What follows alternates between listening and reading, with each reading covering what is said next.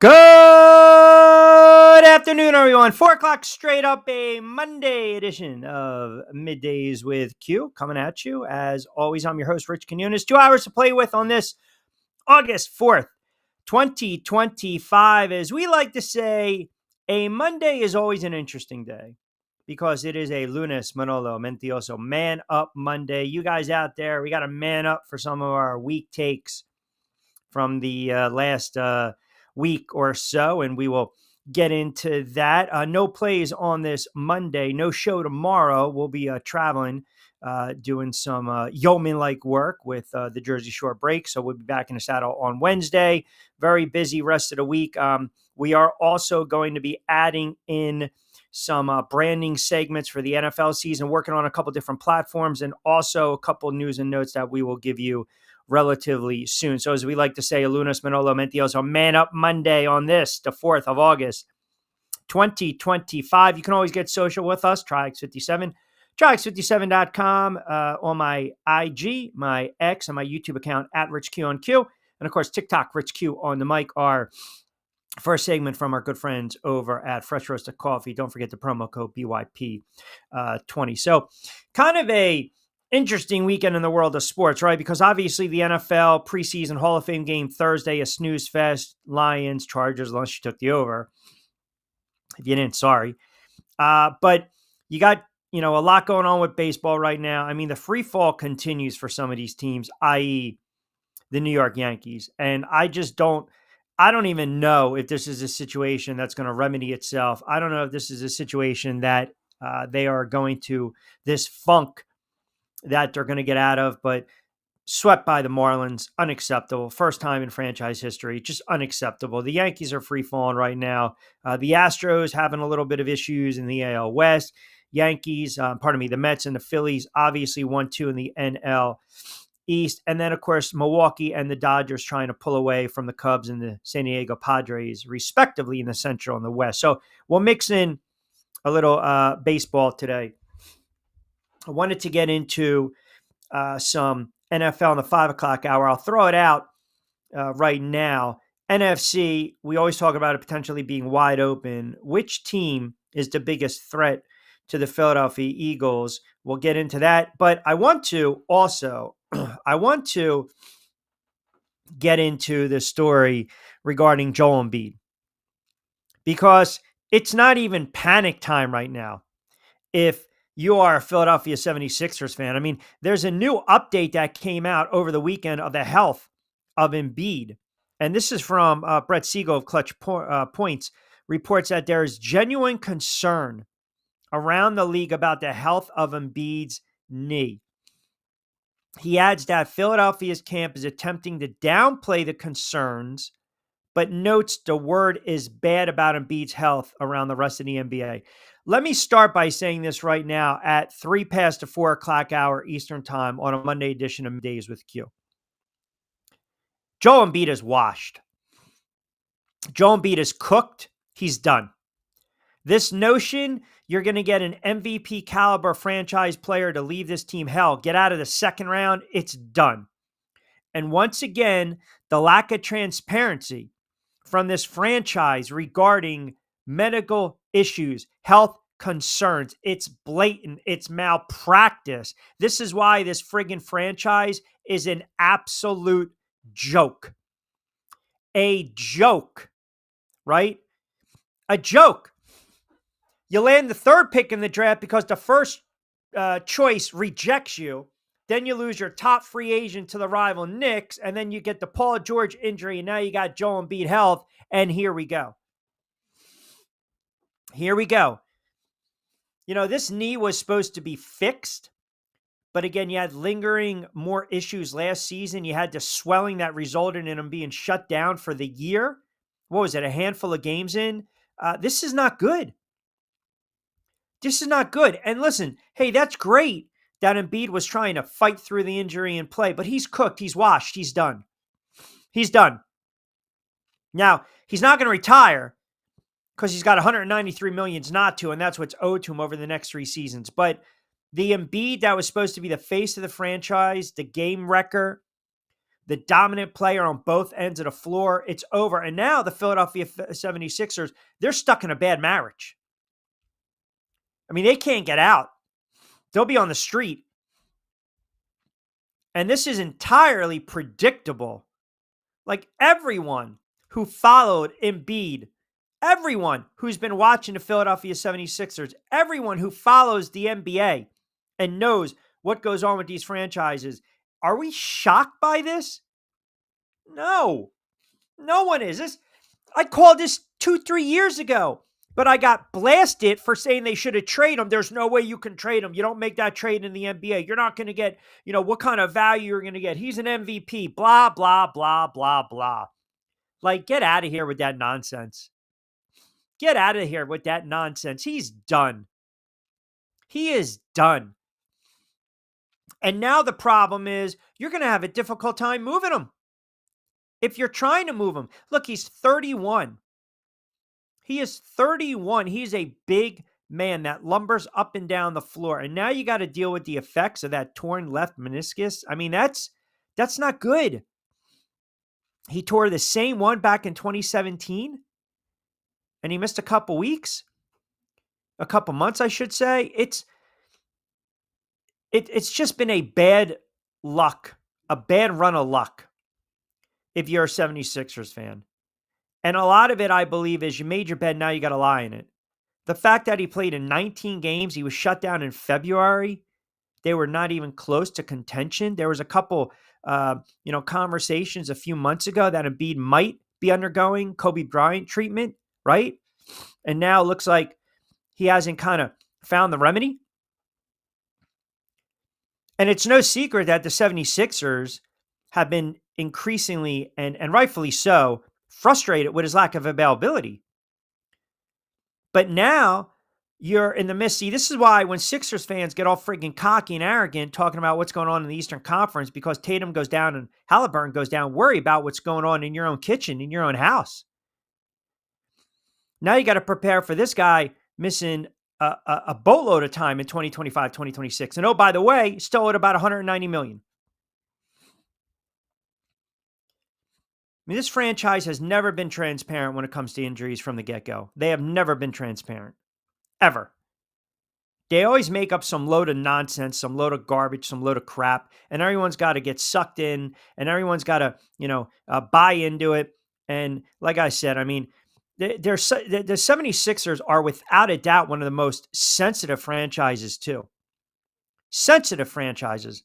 I mean, hell, I'm working down the dial. You couldn't even been critical of the Philadelphia 76ers because we carried their games. Now, don't worry, I was.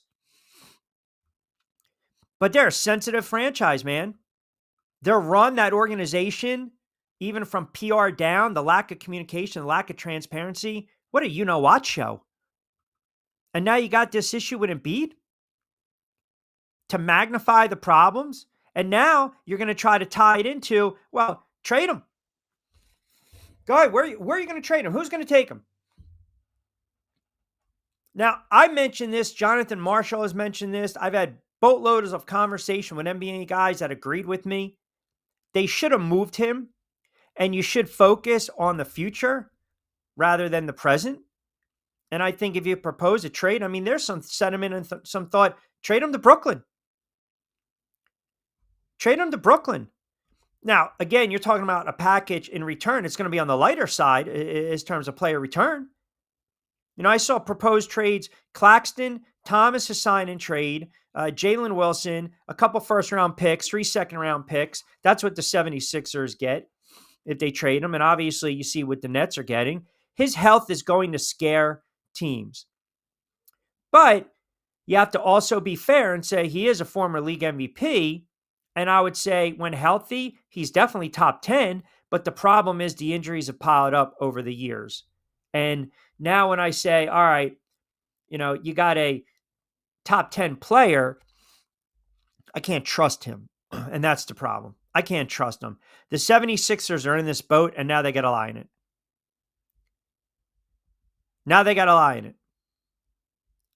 They should have moved him when they had the opportunity, but they chose not to, and now they are stuck.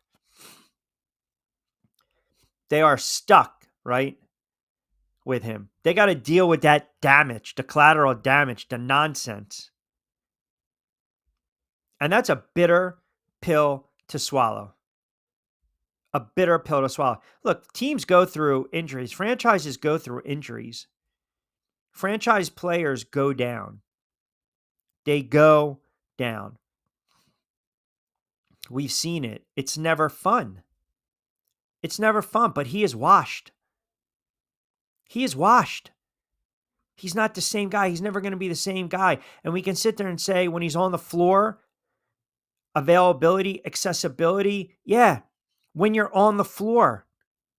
But that's been oftentimes, far but few that he's on the floor. It's not his team anymore. It's Maxey's team. You build around Tyrese Maxey. You build around a 24-year-old point guard. You build around a 24-year-old point guard that blossomed into his past season, the past 2 seasons, averaging 25 and 26. You don't build around an injury-prone center who, oh, by the way, is going to be 32, who misses game after game after game after game. First couple years of his career. Then you look at the last several years, 39 games, 19 played. I mean, he is just a walking injury. And it's unfortunate because, yes, when on the floor can be dominating, but you can't trust players like this. We always talk about it. It's like having that great quarterback. But that great quarterback always gets concussed and he's missing 5, 6, 7 games. Sample size, perfect, but never available. You can't win like that. You can't. You cannot win like that. Can't wait for my comment to be deleted. Well, I don't delete comments. 12 past 4 o'clock hour. I think we should rename it to Man Monday. Yeah, that's not happening. It stays Manolo Lunas Mentiroso Man Up Monday. We're not going to deviate from that. The mic stays, the Monday stays, and that's it. Period. All right. So we'll get into a lot of the NBA, NFL, as I mentioned, NFC. Which team is poised to knock off the Philadelphia Eagles? Which team is a threat to knock off the Philadelphia Eagles? And you got a lot of stuff coming down in the NFL. Maybe Shedeur Sanders kind of listened to the show last week. We'll dive into that. You got some quarterback issues going on in the league. We also have a couple of updated odds. I'm already going to give you the week 1 look-ahead line for some of these games. Obviously, the season kicks off in a couple weeks. Eagles and the Dallas Cowboys. Thursday Night Football is the defending Super Bowl champion Philadelphia Eagles will host the Dallas Cowboys. Some updates on Micah Parsons, Jerry Jones, that issue, the issues going on in D.C. as well. So we got a lot of NFL to dive into. I also saw that Saquon was taken aback, right? Saquon Barkley was shocked by Trump Sports Council mention. But that's a no-go for Saquon. So we'll dive into that as well. A lot to get into on this Monday. Again, 13 past 4 o'clock hour. Crank it up. Monday edition of Middays with Q. We're live. We'll take up to 6 o'clock. Don't forget to follow me on X and, of course, on IG and my YouTube channel at Rich Q on Q. Quickie timeout. We'll reset the table. And as I mentioned, a lot more NBA. We'll get some comments coming in, good, bad, or indifferent on the other side as well.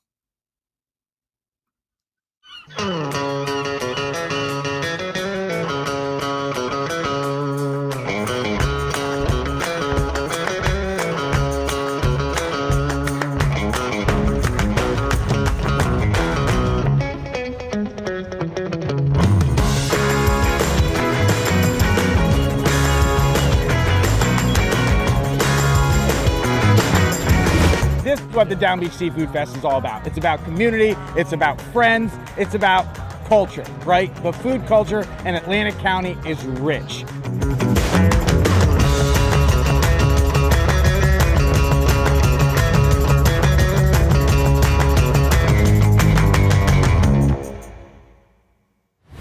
Hidden in an abandoned campground in South Jersey lies a mystical encounter with booze and spirits, where bonfires burn, shadows dance, and flavor favors the bold. Ghosts, ghouls, goblins, grown-ups, it's time to reclaim Halloween.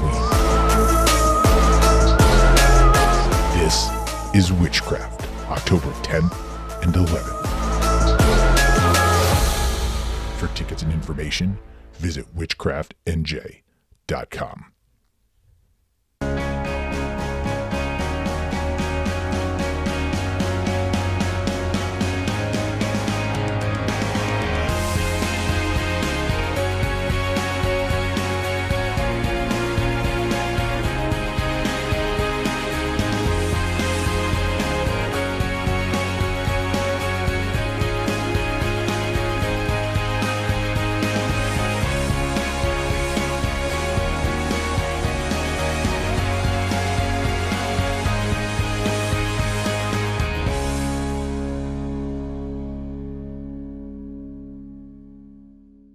Hi, I'm Bruce Pesco.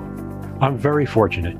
Years ago, I found something that I genuinely like to do, and it's something that helps other people.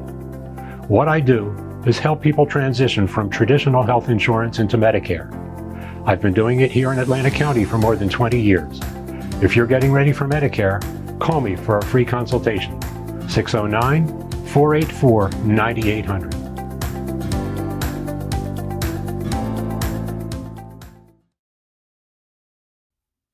All right, 16 past 4 o'clock hour. We'll take up to 6 o'clock straight up. We'll get to some of these comments as well.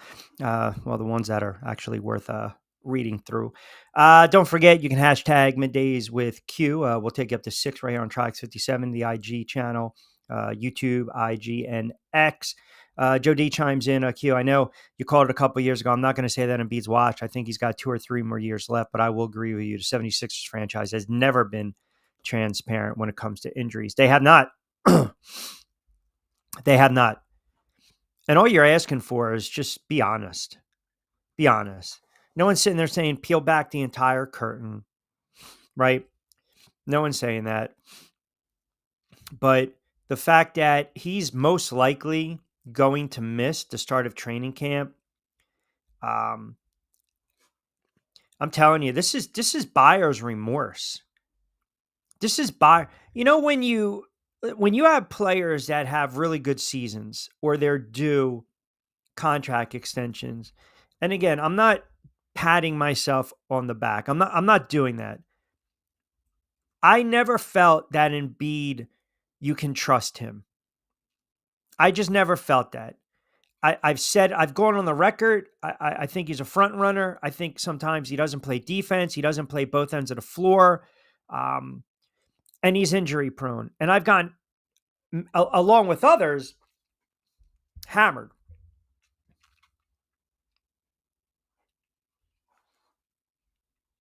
When you talk about Embiid.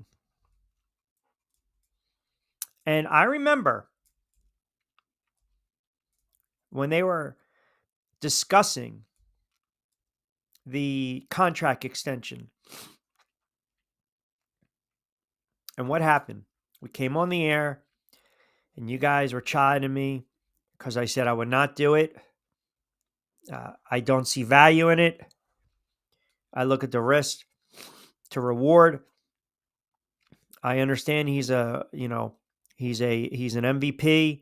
But I'm not going to break the bank with Embiid because I know eventually he's going to break my heart. He's going to break down.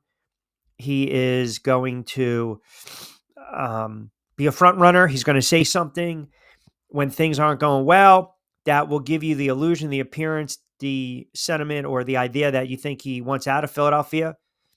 I said it. And they turn around, they give him a $195 million extension, and he's already missing time.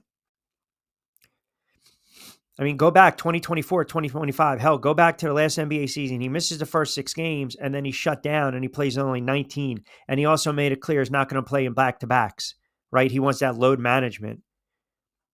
I mean, this is major, major egg on the Philadelphia 76ers face. It really is. It really is. Here's a player that's guaranteed under contract through 2025, 2026. And he had that $60 million player option for the 2026-2027 season. So technically, he can be an unrestricted free agent in 2026. But he would also be eligible to sign an extension anytime between July 1st, 2025, and June 30th, 2026. So, to me, I think the player's peaked. I believe his best days are behind him. And I also believe that you needed to rip the Band-Aid off and start over. And they chose not to do any of that. The 76ers decided we're going to keep running it back, running it back, running it back. And all they've done is frustrate the hell out of their fan base. That's number one. And number two, they've set themselves back. You can be the most staunch Embiid, staunch Philadelphia 76er defender. And if you can't see the forest through the trees here, I mean, wow. Wow, wow, wow. It's bad. That's bad. And speaking of the NBA, how about the news that my man Luka cashes in? Everyone's cashing in right now. Fox, $229 million extension. Luka cashing in, right?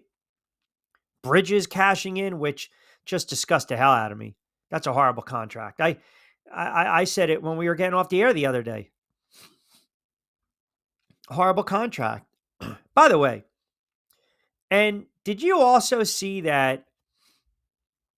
So Luka had his press conference, and the guy, the myth, the legend, Bronny James wasn't there. Like, come on, dude. You're like the last player on the totem pole. You're the last man on the totem pole. Come on.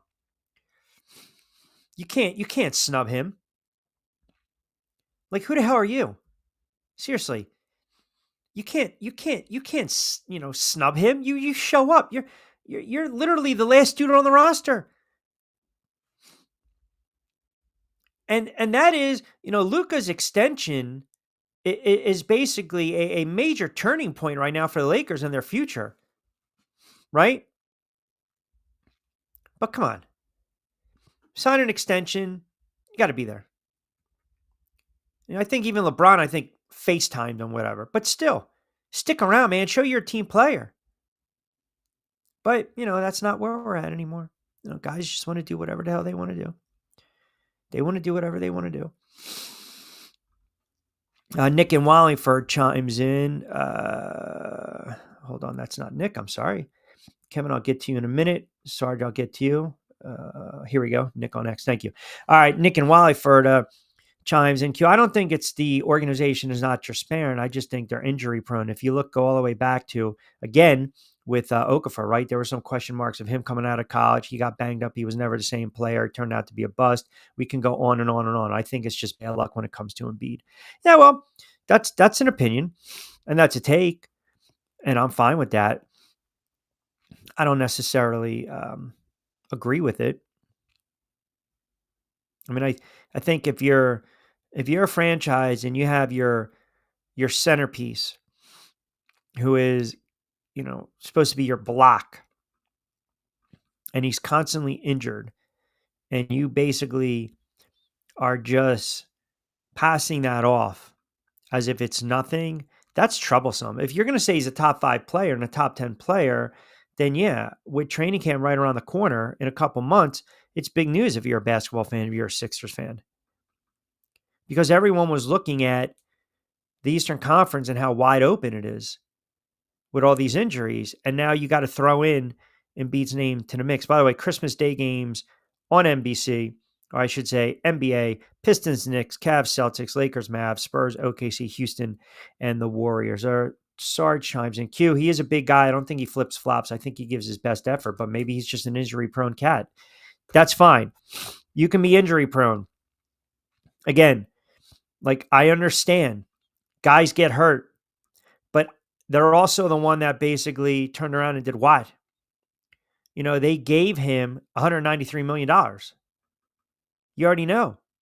You're dealing, again, you are dealing with a guy that is just off, injured, period. And you can't trust it. You can't trust it. Salim chimes in. Q, you know what team I'm already going to tell you. I think the Washington Commanders, my Commanders, are going to give the Philadelphia Eagles fits this season. I don't care who's in, who's out. I don't care what goes on with the wide receiver position. It's all about Daniels this year. Salim is very high on his Washington Commanders again. But we will get into that in the 5 o'clock hour. I want to rip off a couple more basketball. Omar chimes in Glasgow. Q, yes, the Eastern Conference is definitely wide open. You have to take in consideration the Pacers and also the Boston Celtics, who are in a rebuild, a full-bound rebuild, Q. But I'm still going to throw the Sixers name in the hat. If Embiid can play at least 50 games, you reserve him for the playoffs. And join the show as always. That is a big if, man. That is a big if. Man wants to say, I don't want to talk NBA until next May. Well, we're not going to do that. We're talking NBA right now. Maybe you'll read my messages here. I read your messages. What are we doing here? You don't want to talk NBA? That's fine. Chime back in at 5 o'clock when I talk NFL. This is the big stuff, man. This is big stuff. We're going to have 25 weeks to talk NFL. I'm allowed to talk NBA for a couple minutes. Get the hell out of here. I'm going to talk some baseball too. I'm surprised DeFacto hasn't chimed in. He usually chimes in with a wise ass comment once in a while. Probably because we're not talking about his Eagles. Let me see here. Sixers fan 16 always gets a little giddy. There you go, Q. Now it's wide open for your Knicks and a horrible contract they just gave Bridges. Laugh out loud. I think Celtics are going to be okay in a year or two. Cleveland's on the rise. Don't forget Orlando. And I'm going to give you a sleeper pick. Detroit Pistons. What is their win total? The Pistons, Jonathan Marshall mentioned them as well. Pistons win totals, 2025, 2026. Right now, we'll go through this. Wow, 45.5. Here are your updated odds for the NBA title, NBA Finals. I know it's a very, very future look. But right now, OKC has the shortest odds at 240. My Knicks are second at plus 700. Think about that. And you have to go all the way down. I'm trying to find the Pacers. This is crazy because of the injuries, right? Plus 6,600 right now. Cleveland's at plus 800. Denver's plus 800. Houston's at plus 800. Philadelphia 76ers are sitting at plus 3,300. So if you're a Sixers fan, there you go. You get some value in that. Nick chimes in again. Q, did you see that the Dolphins and Commanders reportedly have discussed a trade regarding Terry McLaurin and Tyreek Hill? I did not see that. I mean, is that where are we going? Who's reporting that? Because I know NFL Rumors is a little different. There's a account that's called NFL Rumors. So I don't know if you want to go by that or not. But these wide receivers, they're going to get settled in with their teams. The same conversation with Parsons. Jerry Jones can say everything he wants. Jerry Jones is holding the cards here. He is, just like Washington is holding their cards. Like Jerry Jones is going to make comments because he knows he can pick and prod the player, because at the end of the day, Jerry Jones isn't going anywhere. And that's why Jerry Jones is not swayed by this nonsense. Now, whether I agree with the way he's handling it, I don't. I think they mismanaged it. But, if you listen to his comments, it's the world of an NFL player, right?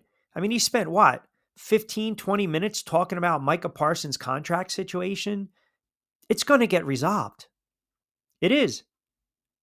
It's going to get resolved. McLaurin is going to get resolved as well. These players, they don't want to get fined. They don't want to lose money. So they believe if they can back their franchises, if they can back the ownership group in a quarter, then these owners are going to budge. And more times than not, it's not that they budge. It's just they know they're businessmen. So they understand what's best for business. And in some of these situations, you pay the player. Are there extreme cases where, you know what, we're not going to pay you? Hold out, go ahead. You want to get fined? You want to lose money? Have at it. Go ahead. Have at it. But again, Jerry Jones is not swayed by this. He's not. That's why he's not going to show his hand. He's not going to, he can be asked 16 different ways if he thinks Micah Parsons is going to be on the field come Thursday in early September when the Cowboys take on the Eagles. He's not going to give you any answers. He's not going to talk about expectations. He's not going to talk about realistic expectations, unrealistic expectations, future goals, future endeavors. He's not going to mention any of that stuff. He's going to dance around the block, and then quietly behind the scenes, they'll get a deal done. They will get a deal done. And then Parsons will show up at camp, and here you go. Kumbaya. He was on the practice field Saturday. 15 yards away from Stephen Jones? If you go by the video, they always say, look at the video. Video doesn't lie. They'll get something done. Trust me. So like Omar, relax. D, relax. Damon, relax. They will get something done. You're not going to, look, they're not going to be a good team. We've established that. I don't feel the Dallas Cowboys are going to be any type of threat to the Philadelphia Eagles. I don't. I really don't. But you would like to have your best players on the field. Now, whether I believe those players are a little overhyped, i.e. a little overrated, is just my opinion. Just my opinion. Jose in Camden chimes in. Q, do you think the Marlins are real after sweeping the Yankees? No. Absolutely not. What do you mean real? Like they're going to contend for a pennant? No. Come on, Jose. No way, Jose, as we like to say. No. It's a nice story. I mean, I'll say this. The Marlins are a nice story. They won 5 straight. They just swept my Yankees. They're 500. And I think if you look at the wild card, they're 6 games back. So they're within shouting distance. They're within striking distance. It's the Cubs and the Mets, and then you got San Diego, Cincinnati's right there. The NL is not as stacked as I thought it would be. AL is a different story. But no, and I don't know if Jose is a Marlins fan or not. Kind of be rare to have a Marlins fan in these parts. But they're playing much better baseball. They are. Stowers is a good player. Lopez is a good player. Ramirez is a good player. Sanchez is a good player. The pitching's come on a little bit here. I'm not going to sit there and tell you that this team is going to win 95 games. But if this team won, 75, 80 games, that would be a hell of a season for the Miami Marlins. They've been on a really nice tear. I mean, they took 2 out of 3 against Kansas City. They took 2 out of 3 against San Diego. They took 2 out of 3 against Milwaukee, 2 out of 3 against St. Louis. They're winning series, and then they just swept the Yankees. Now, see if they can get some fannies in those seats. I mean, their attendance still stinks. If you go back when they played Kansas City, now this shows you what happens in baseball when you win a little bit. They played Kansas City, and they took 2 out of 3. And at the time, they were 7 games under 500. They drew 14,400 fans on July 18th. So we're not even a month since that game. Their last game against New York, in which they won 7-3, which got them to 500. So they're 10-4 over their last 14. The attendance was 35,000. So yes, it's still not a lot. We hammer Miami. We hammer that, that city as far as from a sports standpoint, which we believe with the Panthers winning again. It's not a baseball town. It's not a football town. It's a hockey town. But you start to see they're winning a little bit. Then, it depends on who's coming in, obviously, because it's still the Yankees. So yes, I get that. I understand. But it jumped. 15,000 when they played San Diego to 34,000 when they played the Yankees. So yes, it has to do with the Yankees and that team and the allure, but the fact that they're also winning some ball games. So you do have to give them some credit where credit is due. I didn't think they were going to be a very good baseball team. I really didn't. I thought eventually the Marlins were going to be a team that was going to sell off, just like we're seeing Pittsburgh, just like we're seeing Colorado, Baltimore, which has been a major, if you ask me right now, the biggest disappointments in the baseball season has to be the Baltimore Orioles, one of them. And yeah, the Yankees too, because they have payroll. The Yankees stink. They stink right now. I'm still waiting. I'm waiting. Every time someone says, fire Boone, and then you get the talking heads in New York sit there and say, well, wait a second, who are you going to replace him? It doesn't matter. Like, it does not matter. Get rid of him. Just get rid of him. He stinks. I'm over Boone. I'm over Boone. I'm over the mistakes. I'm over the mismanaging the lineup. I'm over his delusional comments after they lose. Yeah. And I listen to what Jeter said, and I listen to what A-Rod said, and Jeter said, well, you just got to play better. Nah, it goes a little deeper than that, number two. I get it. You got to play better, no doubt. But they're just not. You're going to tell me for all the talent that's on that roster and that lineup that you're 8 games over 500, 112 games into the season, and you're third in the AL East? You're chasing Boston, which is overachieved. You're chasing Toronto, which is overachieved. That's unacceptable. I mean, these are horrible losses. And you allow the Marlins to sweep you for the first time ever? Oh, come on. I mean, you can't. What would they say the other day? You can't make it up. You had all the the newest acquisitions, and they implode in that game, 13-12 loss. They imploded. It was embarrassing. You get Edwards hitting a tying 2-run single in the ninth. Then all of a sudden he's racing home with a Ramirez chopper in front of the plate. I mean, the Marlins had no business winning that game. None. Yankees had won 79 straight games when scoring 10-plus runs, which was the longest streak in Major League Baseball since 2019. You get an by the way homer from Stanton, who when he's actually playing can hit one. Grisham hits one. So you get 2 3-run shots, you got a 9-4 lead, and then all of a sudden you give up 6 in the 7th.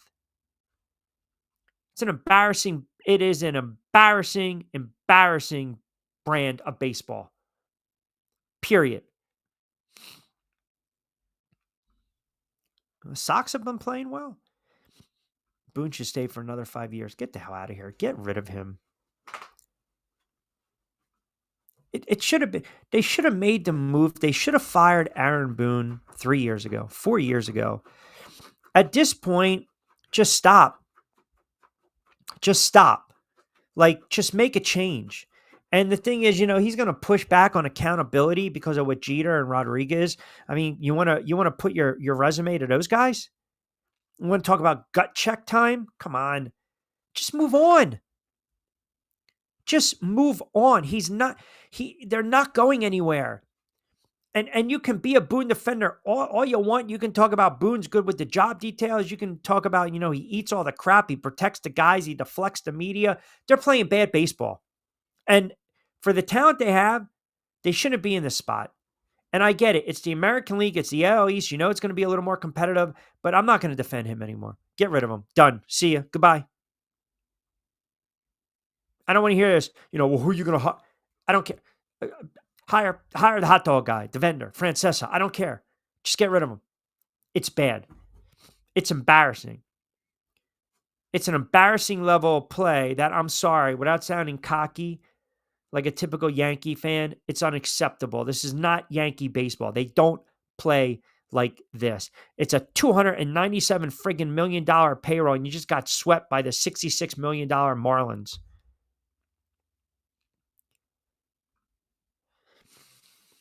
And they're going to do diddly come playoff time.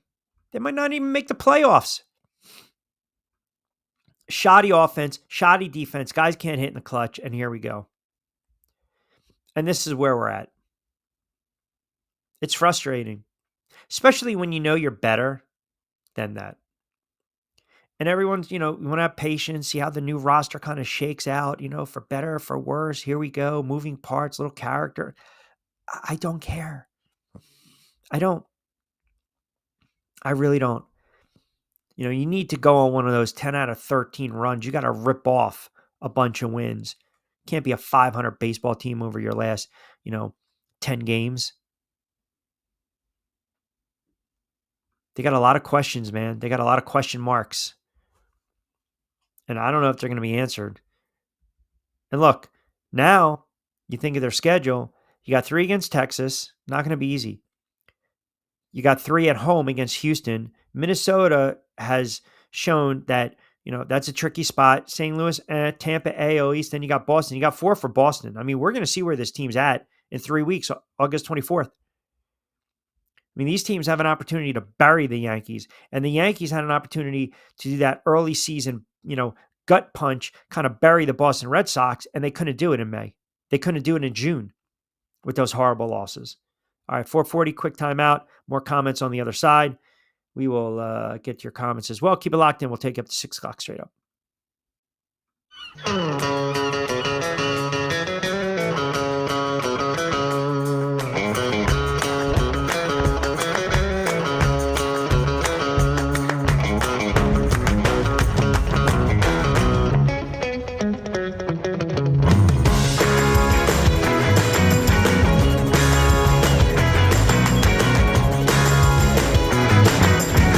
This is what the Down Beach Seafood Fest is all about. It's about community, it's about friends, it's about culture, right? The food culture in Atlantic County is rich.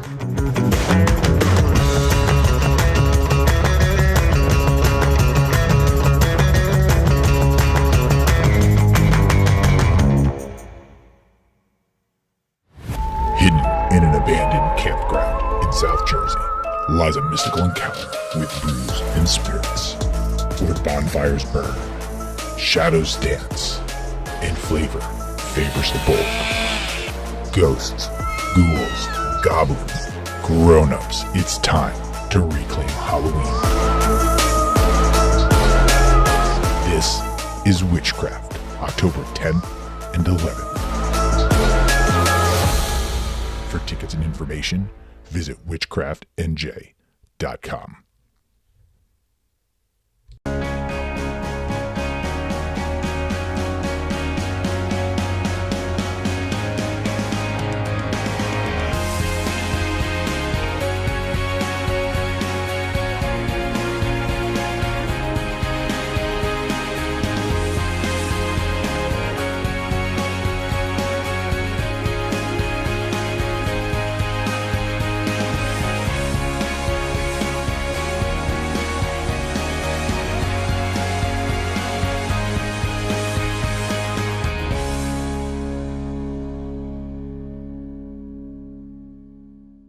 Hi, I'm Bruce Pascoe. I'm very fortunate. Years ago, I found something that I genuinely like to do, and it's something that helps other people. What I do is help people transition from traditional health insurance into Medicare. I've been doing it here in Atlantic County for more than 20 years. If you're getting ready for Medicare, call me for a free consultation. 609-484-9800.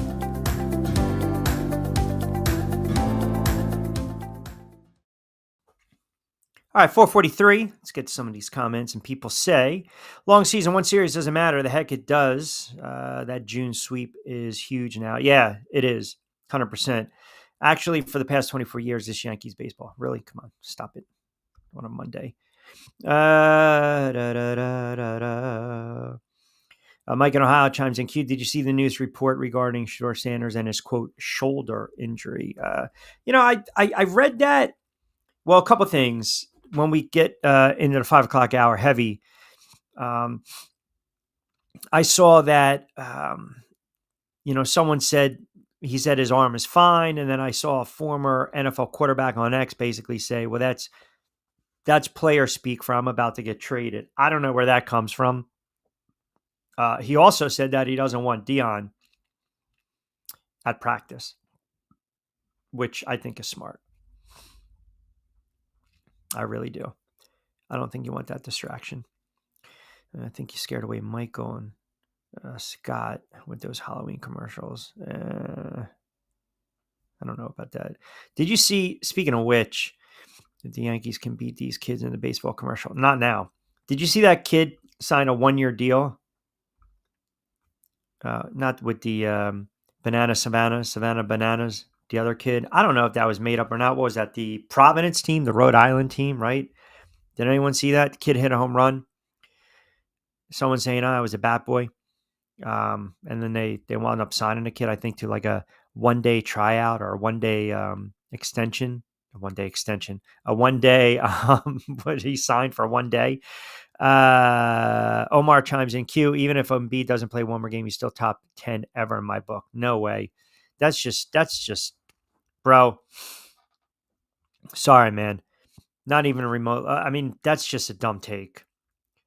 There's no way you're sticking Embiid in the top 10 of, do we not friggin' forget like the history of the NBA? I feel, would we just gloss over that? Do we just forget about Oscar Robinson?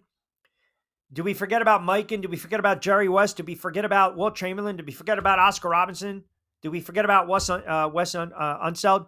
Do we forget about these guys? Do we forget about Kareem Abdul-Jabbar? Come on. Stop with that crap and nonsense. Top 10, not even top 30, top 40. Jordan, James, Shaq, Magic, Kobe, Michael, Larry, Wilt, Duncan, Robinson, Steph, Oscar, Barkley, Hakeem, Dirk, Dr. J, Karl Malone. Do you want me to keep going? My God. Sixers fans are so friggin' delusional. You've won nothing with Embiid. Nothing. Zilch. Nada. Squadouche. You've won nothing with this guy. Why do you get sucked into this top 10 crap? He's cooked. He's done. He's done. He's done. And I'll even go even a little further on a Lunas Manolo Mentiroso Man Up Monday. He might not even play the entire season. How's that? How's that? He might not even play the entire season. Man, you guys are just, you get sucked into this nonsense, man. You get absolutely sucked into this nonsense at times. Guys constantly injury prone, period. Constantly. Scott chimes in, Q, don't want to be a Debbie Downer here, but did you see your girl Lonnie Anderson passed away? Yes. Jennifer Marlowe. That's right. The gorgeous yet very astute receptionist on an all-time classic show, WKRP in Cincinnati. Yes, I did see that. I did. That's unfortunate. Everyone's passing away.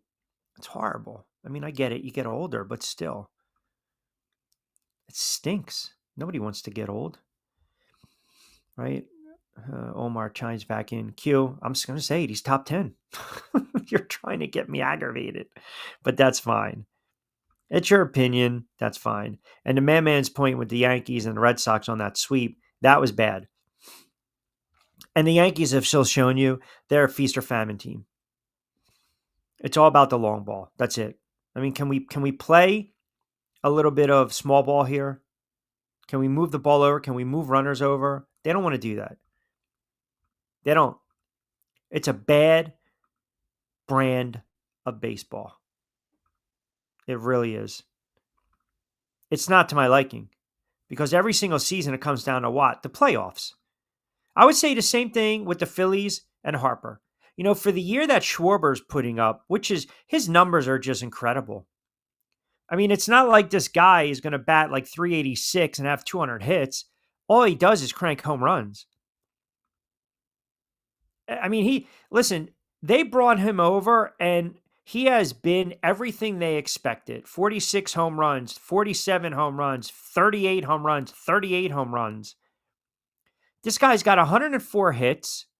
He's got 38 home runs. He's batting .254, which, as it stands, is one of his second or third highest batting averages of his career. I mean, he had the big year, Boston. He had .291 before he came over to the Phillies. But he just goes about his business. And he's a post-game player. He's a post-game player, big time, man. 21 career postseason home runs. Now, I can sit there and really rankle Philly fans and say, you know, when you look at Harper, and the pedigree of Harper and all the years that Harper has been with the Philadelphia Phillies, do we now sit there and say that move has been what? Underwhelming? Because ultimately, what was the reason the Philadelphia Phillies signed Bryce Harper? To win a championship, to win a World Series. That's it.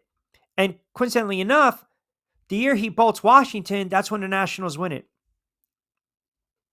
I mean, does anyone else kind of find that strange? Coincidental, right?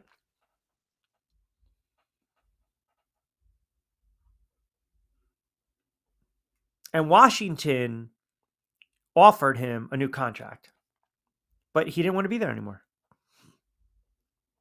He wanted to get paid. The Dodgers were looking at him, and the Phillies were looking at him. And the Phillies turned around and they broke the bank, 13 years, $330 million. Now, Trout broke it back when he had the contract for 12 years, $430 million. But has Harper given the Phillies, what they paid for, the ROI? Now, 2002, Championship Series MVP. He had the World Series appearance. Okay. He fought through that UCL, right, issue in his right elbow. But he's also been a little injury prone, right? Had to deal with the Tommy John surgery in 2023. But I look at Harper, and if I'm going to, kill the Yankees, and it's different with Judge, because obviously, Judge has been with the Yankees since day one. But if we're talking about realistic expectations, right?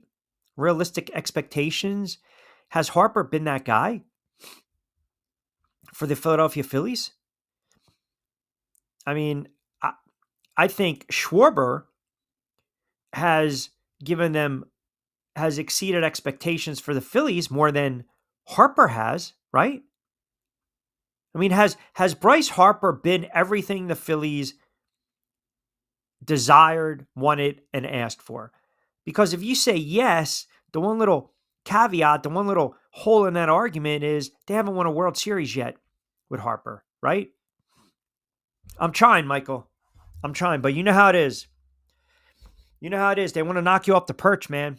They want to come out of the woodwork, and I appreciate that. I appreciate that. I really do. That's a stand-up member of the corporation. I wish I can say the same regarding the entire corporation, but I guess guys have offices on different floors and they approach things differently. Way beyond. Oh, Schwarber. Cubs have to be kicking themselves. Bad judgment. Yes. Yep. Sox have been great since dumping Devers. Yeah. That's a good point. But they are underachieving. I'm sorry, they are overachieving, and there might be something to it. There might be something to it. Look, sometimes you get rid of players, and even if they're really good, you want to change the dynamic. You want to change the culture in the dugout. You want to change the culture in the locker room, and that's what Boston did. Sally Boy chimes in. Q, I'm not a Sixers fan, but I think you're being a little too critical and harsh. Embiid, I wouldn't say he's top 10. He's definitely a top 15, 20 player of all time. But we're not even having this conversation today, Sal. We're not. We're not having the conversation today because all I'm saying, he's not the same player. He is not the same player he once was. And you guys want to have a conversation like he's the same player. And that's where you lose me. If we're going to criticize quarterbacks that get concussed, every time we talk Tua, and so, you guys know I like Tua. You guys hammer Tua. Tua is always one hit away. Tua deals, he's dealt with a lot of concussions in his career. But we've seen in short bursts, okay, when Tua was healthy, then again, he can play, right? He can play. He's a good quarterback. We know that. He's a really, really, really, really good quarterback. So he's just not accessible. He can't be on the field. But when he's there, we applaud him. We say, hey, he's a good quarterback. He puts up some good numbers, but I can't trust him. And that's a big problem to have with a franchise quarterback. Lamar Jackson a couple of seasons ago, he's injury prone. Can't trust him. Daniel Jones, injury prone. We already know. I'm just using that example. Carson Wentz coming off those injury prone. You can't trust these guys. Embiid's in the same boat. So I'm not going to sit here because his career is still going on, which I believe is coming to an end. He's not 10. He's not top 10. I'm sorry. Joel Embiid's not top 10 in NBA history. That's just, it's madness. It's for you guys to even suggest that or even want to debate it or argue just shows me that you're friggin' clueless. Now, I respect all opinions, but that opinion is asinine. It really is. It's absolutely asinine.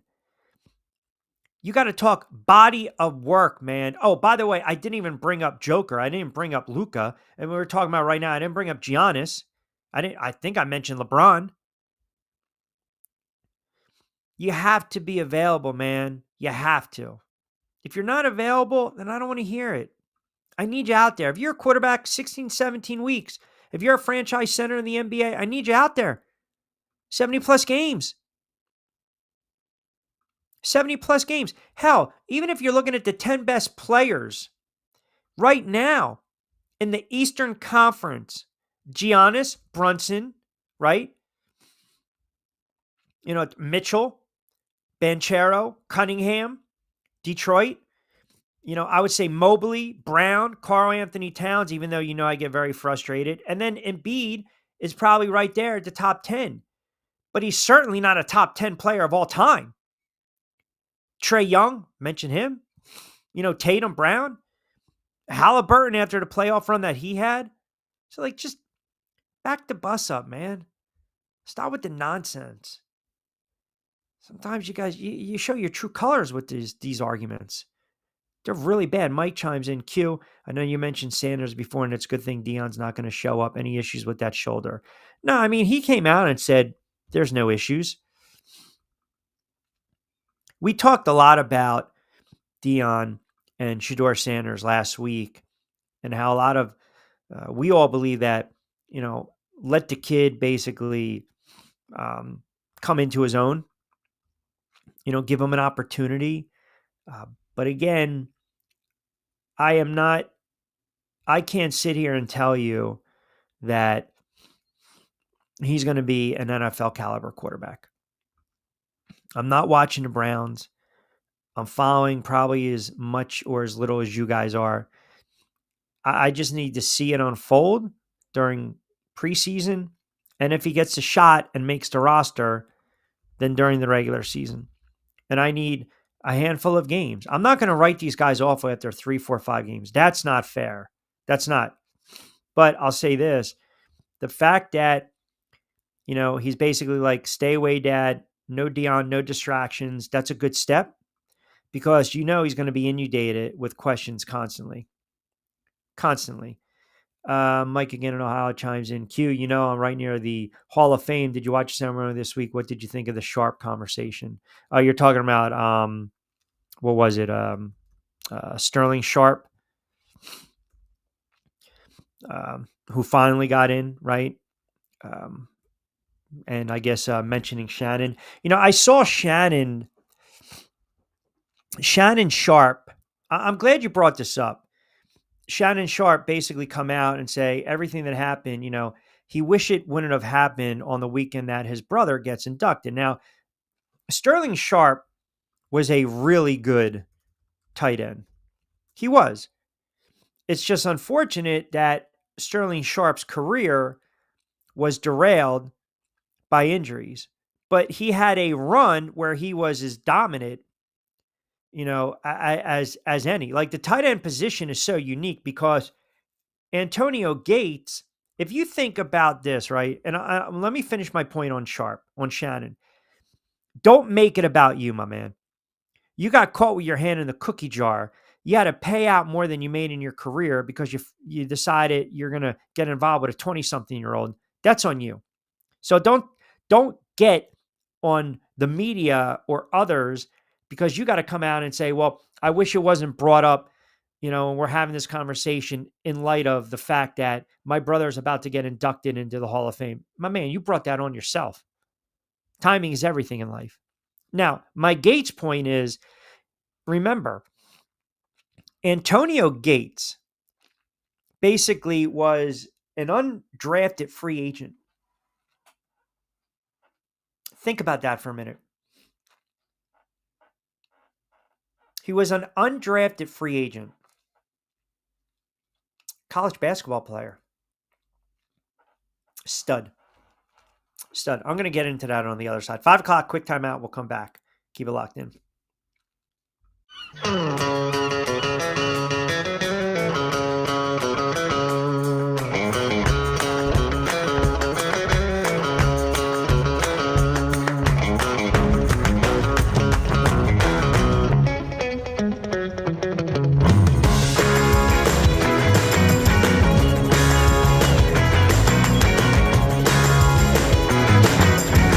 This is what the Down Beach Seafood Fest is all about. It's about community, it's about friends, it's about culture, right? The food culture in Atlantic County is rich.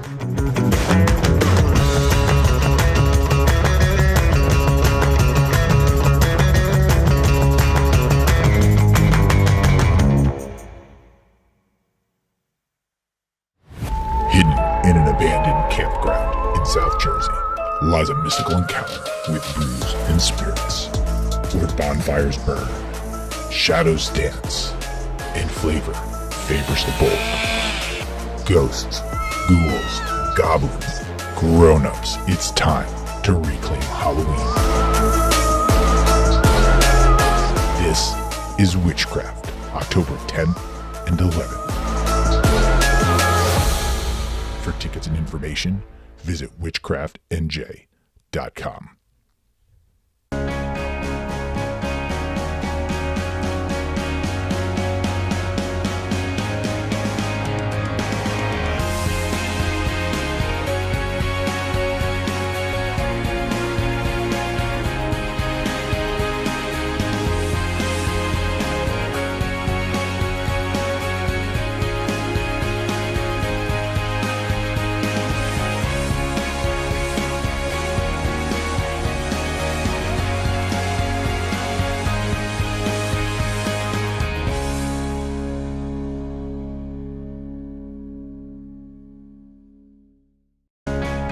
Hi, I'm Bruce Pesco. I'm very fortunate. Years ago, I found something that I genuinely like to do, and it's something that helps other people. What I do is help people transition from traditional health insurance into Medicare. I've been doing it here in Atlantic County for more than 20 years. If you're getting ready for Medicare, call me for a free consultation. 609-484-9800. All right, 5 o'clock straight up. Good stuff with comments. Keeping rolling. I think Vince banned you from today with last week's Sanders talk. Rightfully so. Who's the guy above your left shoulder? Was he good? You're talking about up top is Babe Ruth. That right there, my friend. I'm surprised you don't know who that is. That is the Duke of Flatbush. That's Duke Snyder. Duke Snyder was my father's favorite player. That is autographed photo of Duke crashing into a wall. Yep. Duke Snyder was a great player because remember, too, when there was the Brooklyn Dodgers, you were either a Brooklyn Dodgers fan or a Yankees fan. And my father actually growing up was a Brooklyn Dodgers fan, and then the Dodgers moved out west, and then you almost by default had to be a Yankees fan, but he always followed the Dodgers franchise. But he was a big Duke Snyder fan. 2,100 hits, 407 home runs. I think he batted in 1333, 295 batting average, Hall of Fame for the Duke of Paducah. You never heard of Duke Snyder or Babe Ruth? Wow. Okay. Interesting. I mean, that kind of shows your lack of baseball knowledge, but there's always one in every group. All right. Oh, I was mentioning about Antonio Gates. It's funny too because now I don't want to hear the crap. Oh, Phillip Rivers never had anyone to throw to. Oh. that Phillip Rivers crap argument saying he's better than Eli, which you couldn't even hold Eli's jock. Yeah, he only had wall-to-wall Hall of Famers, i.e. Antonio Gates and LaDainian Tomlinson. But Gates, you talk about great tight ends. Antonio Gates was a phenomenal tight end. 6'4", 265, just went up and he caught it. Again, an undrafted free agent, right? Played at Kent State, but also played a little bit. If you remember, junior and senior year, he bounced around Michigan State, Eastern Michigan as well. And then he just blossomed into a beast. I would sit, if you talk about, which I think is a very overlooked position, the tight end position in the NFL, if you're talking about like all-time great tight ends, there are a lot of, again, people forget Jackie Smith was a great tight end. John Mackey was a great tight end, right? Charlie Sanders was a great tight end. Ozzie Newsome was a great tight end. Mike Ditka was a great tight end. Now, we're kind of going back. Casper was a great tight end, short-lived. I wish Bavaro played longer. He didn't. I wish Shockey played longer. He didn't. Coates was a really good player. But I still look at, if you're talking about the top 2, 3, 4, Gates, Gonzalez, Gronk, Ditka, tight end position, it's such a lost art, man. Like, I feel as though if you go back, Jerry Smith was a very good tight end. If you go back, like we're talking 20, 30 years ago, the tight end was prominent. Kellen Winslow, which, hybrid kind of, if you think about it. But it was a hybrid position. It really was. It was a position that I thought was underutilized.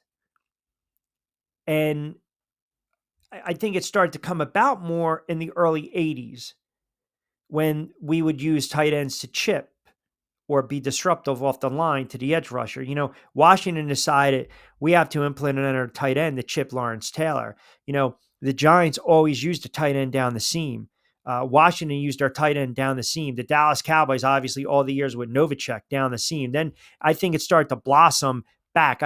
The tight end position to me, I think it is such an underrated position in football, man. And the Chargers had a great one. Antonio Gates was fantastic. Tony Gonzalez was a great tight end. He was a great basketball player. Gronk, great tight end. I would say the top, if we go top 5 or let's just say the top 10, Kelsey, you have to throw him in there, right? Gonzalez, Gates, Gronk, Ditka, was that 4 or 5? But see, I also kind of go a little more old school, and I know people won't like that. John Mackey was a great tight end. If you went Kelsey, Ozzie Newsome, Gronk, Gonzalez, Gates, Winslow, that's 6. Mackey 7, Ditka's 8. You throw Sharp in there. You throw Casper in there. I feel we always remember tight ends, right? I think we always remember tight ends. Like, you're like, oh man, like Shockey was a beast. Bavaro was a beast, but their time was very short-lived because of the injuries. And it's unfortunate, but I believe that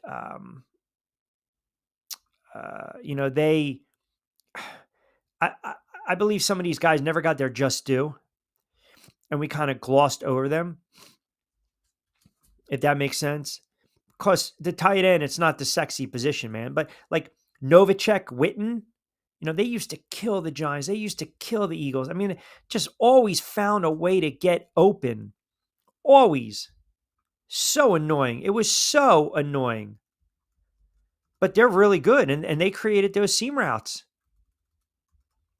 And that's what made the offenses fun in the NFL. Once you got the tight end involved, and it opened everything up. I mean, think about those Dallas teams, man. With Emmett, you had the fullback and Moose, you had Novacek, and then you had, the weapons on the outside with Harper and Irvin. That offense was ridiculous. But the safety valve for a young quarterback, really for any quarterback, is having a good back out of the backfield and then a tight end. And these guys played it, man. These guys played it at a high level. I think Sharp was Robert's a big-time Packers fan. Q, I don't think Sharp's top 10, but definitely an all-time Packers great, deserving of the Hall of Fame. Yeah, absolutely. Absolutely. Yeah, I believe he was. Let me see. Wasn't Tom Hanks in A League of Their Own, Lucy based on Duke Snyder? No, it was not. Jimmy Fox and Hack Wilson. Yep. Because Jimmy Fox, and if you remember too, Jimmy Dugan, but they called him, obviously, that was his name in the movie. Jimmy Fox and Hack Wilson, they were big time. They were great hitters, home run hitters, but they also dealt with alcoholism. They had addiction. And Jimmy Fox, you talk about a guy that, robbed of his career. His numbers for when he played, the numbers were staggering. He had over 500 home runs. And we're going back like in the, 20s, 30s, right? Which is unheard of. Absolutely unheard of. Played 10 years with the A's, the Philadelphia A's. And then he played 5 or 6 years with the Boston Red Sox. But again, he just, he had health problems. And I don't know if he got addicted to any pain medicine or anything like that, but he definitely, he had issues with drinking. Yeah. He passed away, and I'll have to look it up, but I remember watching a biography on him. I think he passed away. He choked while eating dinner. And I think I got to pull this up because I think in the bio they said his wife passed away from choking too, that's bizarre, right? Very bizarre. Sarge chimes in. Q, I think for my money, Dave Casper, extremely underrated tight end that goes to the post. Yep. Casper was a very good tight end. Ben Winter Coates. Yeah, that was a great nickname, by the way. He was a solid tight end, man. He was a very solid tight end. I don't think he got his just due. He was what I would call steady Eddie, right? I think he was right around 500 plus receptions, right around 6'500 yards. I don't think he had a lot of touchdowns, but he was as solid as they come, man. And, he had some great connections. I mean, think about those. Now, I'll tell you this. I remember, because I was at this game, that's when they threw snowballs. One of the other times they threw snowballs. It was, I think that game was it had to be in Giants Stadium. Or maybe that was a San Diego game. No, the San Diego game when the Giants beat them was snowballs. I'm sorry. The Coates game was 96 because the Chargers made the Super Bowl in 95. They got waxed by the 49ers, right? 96, the Patriots made the Super Bowl and they lost to the Green Bay Packers. But I remember the second or last game in the regular season, Coates had a ridiculous, he went up like among like 3 or 4 giant defenders and just had this unbelievable catch late in the game.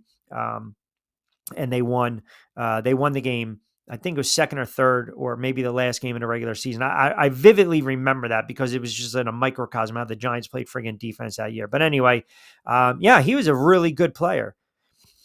He was a really good player. But a lot of these guys, like Shockey, if Shockey never got hurt and if Shockey never ran his mouth, Shockey probably would have stayed with the Giants and Shockey probably would have retired like as an all-time Giant. Like he was an absolute beast. He was a beast, but he got hurt. And then Giants went on and won the Super Bowl because Kevin Boss had the 43-yarder. They didn't need Shockey anymore. Shockey eventually went to New Orleans, finally won a ring with them, if you remember, and then finished career with Carolina. But if you look at Shockey, you know, a lot of receptions and a lot of yards short term, right? But didn't put up a lot of touchdowns. But he was an absolute beast. Fullback is a lost art. It is. You don't see a lot of teams with fullbacks anymore. You don't. You really don't. The lead block. I don't like. My thing is too. What annoys me the most with some of these NFL offenses, like if you have that second and short, 3rd and 1, why are we getting the quarterback in a shotgun when we know it's going to be a delayed draw? Like get under center and yeah, utilize a fullback. But who was probably the last great fullback in the NFL that you guys can think of? I mean, when I say, you know, there isn't a single last fullback because the position's kind of like, do we look at Allstott as a fullback / running back? Like I look at Allstott as a fullback because he was also trying to pave the way for Warrick Dunn. Like to me, I look at him like kind of I don't know. I'm trying to think who would it be? The kid from the 49ers? He wasn't a bad fullback, right? Allstott to me is kind of your last great fullback. Moose Johnson was a pretty damn good fullback, right? Short term, short yardage situations, but they don't utilize the fullback anymore. You know, they call it the blocking back, but it's really there to chip. It's not like it really was. Fox, great memory. Cute. Yes. Yeah, that was a great movie, by the way. That's a very underrated movie, League of Their Own. Tom Hanks he was phenomenal in that movie. Absolutely phenomenal. Shockey was a beast. Yep. I remember they said, you know, don't Christian him just yet when he ran over the defensive back in that Hall of Fame game. That was his welcome to the NFL moment. Yeah, Kyle Juszczyk. Yes. Didn't his wife work with didn't she come up with the jackets for what's her name? Taylor Swift, right? Going Rathman. I remember Tom Rathman. He was a pretty good back. Well, I'm sorry. He was a pretty good fullback. Yeah. I hate when these guys have like great careers and then they end like with another team. Like Rathman, you think of him as a 49er, not as a Raider. But no, I like Tom Rathman. How about this one? How about Sam Adams? Or George Adams, not Sam Adams. Sam Adams was a football player, also a beverage of your choice. George Adams played for the Giants. He was a very good blocking back. He was a very good fullback. Only played like 3 or 4 years with the Giants, but he was pretty good. And of course, you'll know who his son is, Jamal Adams. I try to make this Shockey story quick. Go ahead, fire away. We'll read it off. Take your time. We'll go to break. That'll give you time to comment there, man. See, that's what we do on a Monday edition. All right, quick timeout. 20 past 5 o'clock hour. The man and a Shockey story on the other side.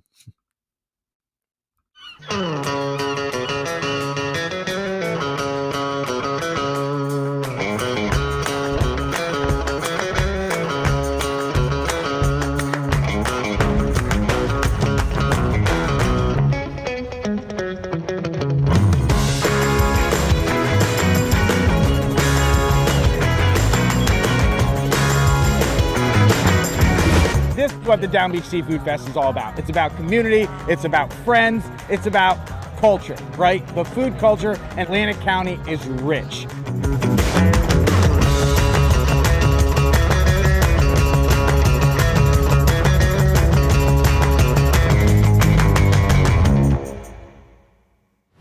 Hidden in an abandoned campground in South Jersey lies a brews and spirits, where bonfires burn, shadows dance, and flavor favors the bold. Ghosts, ghouls, goblins, grown-ups, it's time to reclaim Halloween. This is Witchcraft, October 10th and 11th. For tickets and information, visit witchcraftnj.com.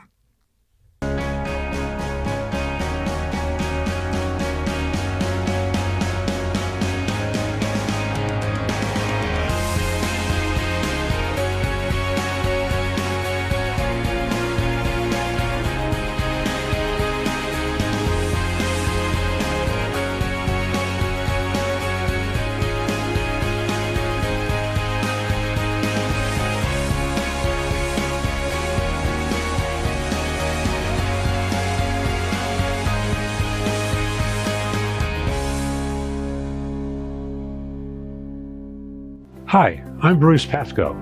I'm very fortunate. Years ago, I found something that I genuinely like to do, and it's something that helps other people. What I do is help people transition from traditional health insurance into Medicare. I've been doing it here in Atlantic County for more than 20 years. If you're getting ready for Medicare, call me for a free consultation. 609-484-9800.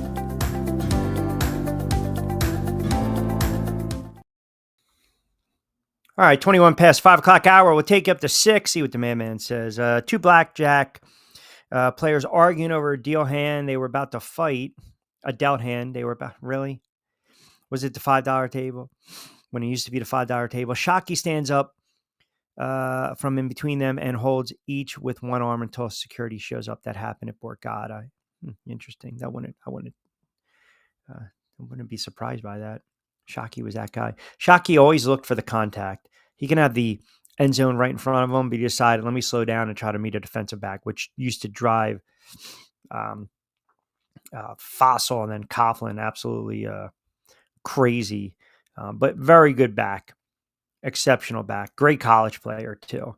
A tight end position, fullback position, these are all lost arc. You know, I wanted to get into a little bit these threats in the NFC when it comes to the Philadelphia Eagles. So I was pulling up some numbers, and also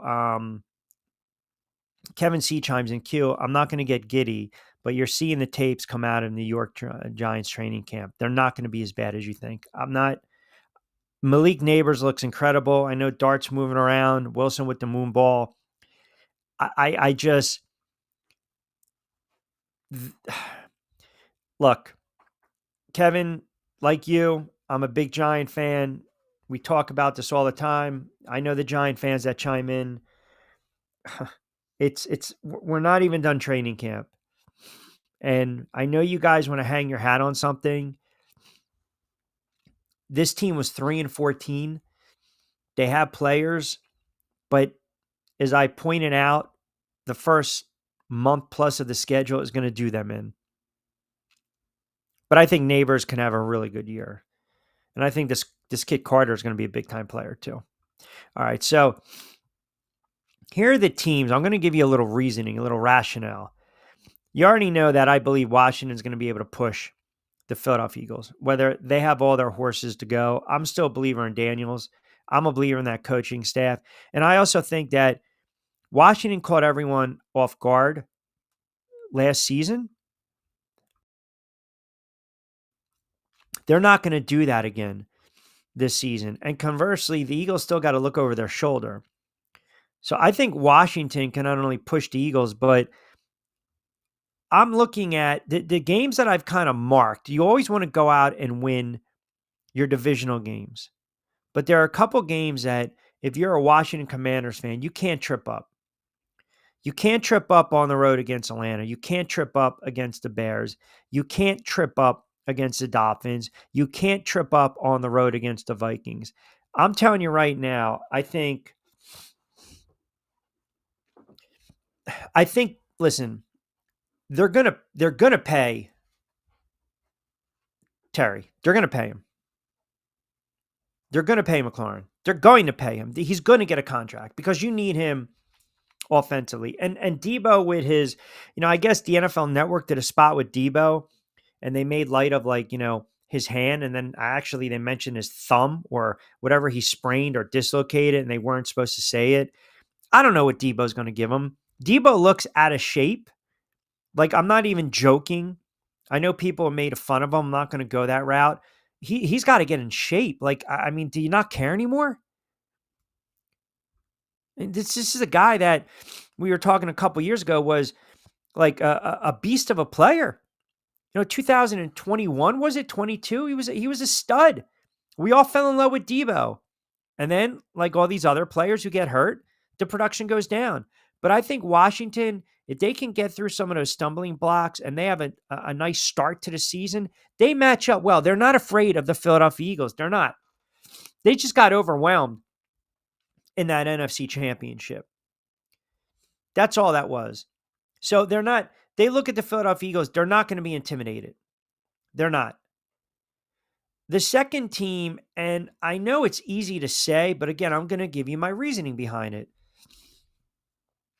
If the Detroit Lions didn't stink up the joint defensively, then the Detroit Lions are sitting there and they got to host the Philadelphia Eagles, who are coming off a physical game against the Rams in the divisional round. I would have taken my shots with the Lions. It might have been a hell of a game. It could have been a 45-42 type of game. But offensively, again, they match up with the Eagles. The difference is the front four of the Philadelphia Eagles and that front four of the Detroit Lions. The Lions have to clean up their defense. If the Lions can clean up their defense, they should win the NFC North. Because by all accounts, Williams looks bad. I'm not sold on Love. And you already know how I feel about the Minnesota Vikings in their quarterback position. You're asking a kid coming off a major injury to win 13, 14 games like Darnold did last year. It's the Lions division. And if the Lions can jump out of the gate and they have 2 games, they will be tested early on, Green Bay and the Bears. Then they have the Ravens, Cleveland, and Cincinnati. So they've got a little bit of a daunting task. They're not going to win 15 games. But if they can win 12, 13, they can get home field. This is it for Detroit. Like, I believe the window of opportunity for the Detroit Lions is now. Eagles had their Super Bowl. Washington's a young team. Green Bay is still a relatively young team. Minnesota has a young quarterback. The NFC South, not worried about. NFC West, a lot of moving parts. Like, it's right there for the Detroit Lions. They should be able, if they can figure out a way to get home field advantage, you let Philly come to them. They have a good quarterback. They have good wide receivers. They have a good running back. They have a decent tight end. Gibbs is a nice player. St. Brown is a stud. Williams is a stud. Laporta is a nice player. Sam Laporta is a really nice player. He's a decent tight end. They have a pretty good offensive line. Now, do I trust Jared Goff more than I would trust, say, Jalen Hurts? Well, the offensive lines, respectively, they kept Jared Goff and Hurts upright. Jared Goff is at a point of his career where, are we looking at him to take that step where, okay, you're a very good quarterback, now be a great quarterback? The numbers which suggest over the last several seasons, if you just took the name Jared Goff away and I told you 65%, 67%, 72% completion percentage, 4,400 yards, 4,500 yards, 4,600 yards, 29, 30, 37 touchdowns, you would say that's a top 5 quarterback. But now we insert the name Jared Goff and you're like, and why? Because we're looking at that loss against the Washington Commanders, where the defense gave up 45 points. Jared Goff had 3 picks in that game. Also, in the game against Minnesota that they won easily, it was not Darnold's best effort, and Goff still had 2 picks in that game, but he didn't have to do much because that was a blowout. So right now, I think the Lions window has to happen. You've got to keep it open a little bit. And I don't know where I'm at with Green Bay. I'm not a Jordan Love believer, if that makes sense. They finally kind of figured it out with their wide receivers. And my concern with Love is that I don't know. I don't know how I can put it together. So when you pressure him, and I'm not talking about knocking him off his spot, defensively, go back and watch what the Eagles were able to do. He missed a lot of throws, and he had 3 very bad picks. And 2 were backbreaking. Like, that game was there for Green Bay to win. I mean, it was a 10-3 game, right? In the third quarter. And then the Eagles started to pull away. But even at, 16-10, I think at one point that game was. Correct me if I'm wrong. They were within striking distance. He didn't play particularly well. So it just alarms me in the big spot, right? That was a 16-10 game. They scored. Eagles come back with a field goal, and then you have downs, interception, end the game. I mean, even when they were down 10-0 and they forced a punt. So this is how they started this game. Remember, it was 7-0, punt, 10-0, then a pick, then a punt, then a missed field goal. So right there, they're leaving points off the board. Then another interception at 10-0 going into the locker room. I'm not sold on Green Bay. And the Rams, are we just looking at their defense? How much does Stafford have left in the tank? If we're being objective, the Rams played the Eagles the toughest. Absolutely.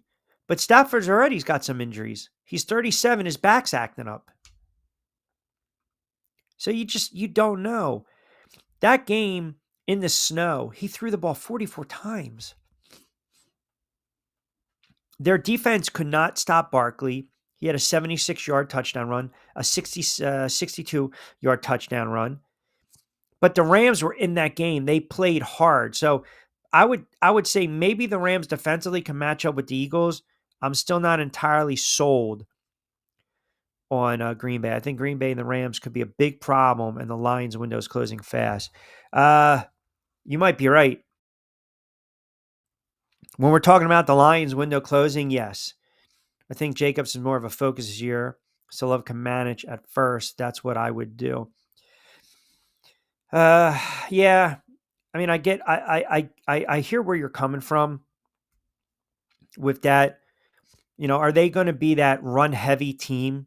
You're talking about a running back that averaged 4.4 yards a carry his first year in Green Bay behind a good offensive line. That should take the pressure off of Jordan Love. The other thing is the young wide receivers. Remember a couple years ago, Aaron Rodgers couldn't stand these guys. Aaron Rodgers was so bent out of shape with these wide receivers because they were dropping everything. Now you got some playmakers. I think I am just not a Love fan, or believer, I should say. I'm not a big believer in Love, but you've got Golden, you've got Reed, you got Watson, you've got some playmakers. I know Watson's banged up as well. If Jacobs goes down, they're in trouble because both of their backups, Wilson, Emmanuel Wilson, and Lloyd are questionable with some injuries as well early on in training camp. But they have to.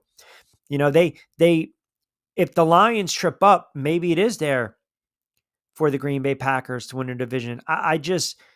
I go with the team that has shown me before, and I know Green Bay went on the road and they waxed the Dallas Cowboys a couple of years ago, but I'm more confident in Jared Goff at home with that crowd and that stadium with those offensive weapons on that turf than I am with, say, Love going on the road and trying to beat the Eagles in Philadelphia.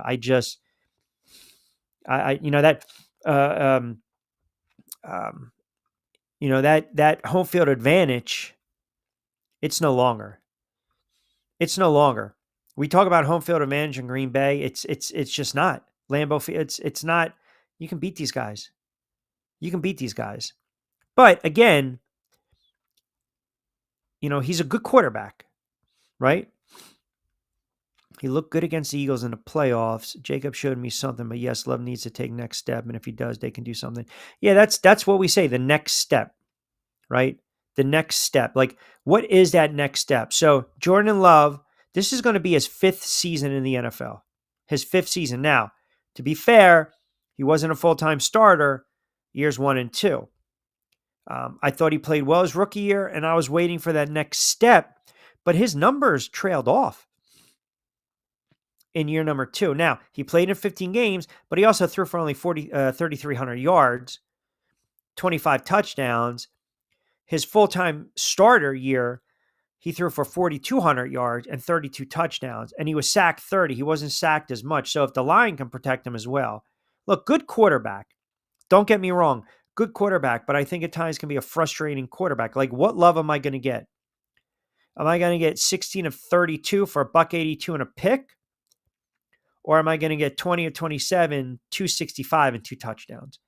But to Scott's point, that offense needs to be predicated on their ground game. And the Eagles, we know the Eagles are going to be a run-first team. And now what happens is everyone is going to key an eye on Saquon Barkley. They're going to start stacking the box. Okay, Jalen Hurts, go out and make a throw. We dare you to try to beat us. And he's shown that he can do it. He really has.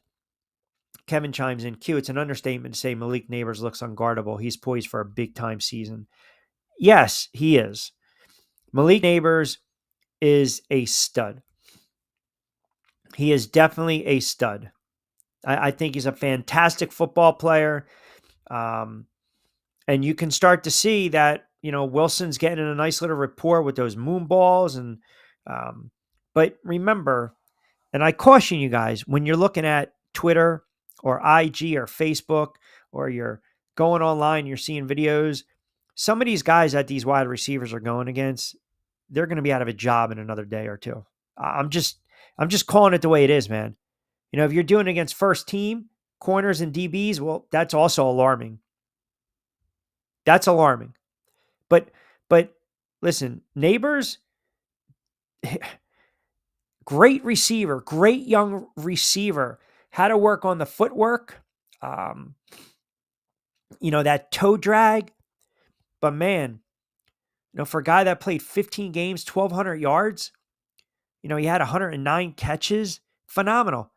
Just can't get hurt. He dealt with the concussions, but he started to come on. He's going to be a nice target again for Russell Wilson. Q, who in your opinion has the best home field in the NFL? Give me your top 3. Ooh. I don't even know if there's I'll let you guys answer. Does home field advantage really still exist in the NFL? Because we've seen teams go on the road and win. We've seen teams go on the road and win NFC championships. Green Bay doesn't have that allure. Pittsburgh doesn't. Baltimore's a tough place to play in.